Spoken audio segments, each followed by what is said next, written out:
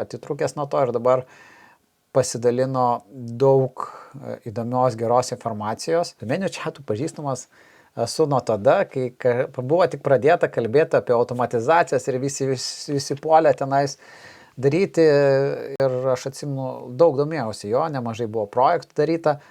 Po to kažkaip tai žmonės labiau norėjo gyvo pokalbį ir mažiau pradėjau jį integruoti, naudoti, atitrūkęs nuo to ir dabar pasidalino daug įdomios, geros informacijos.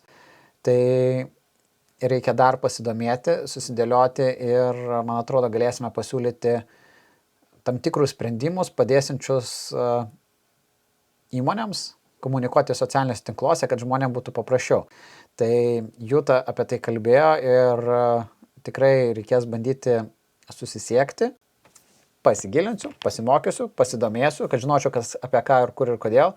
Ir gali būti, kad Juta ir jos komandos dėka galėsim turėti papildomą automatizaciją e-komercijos projektams.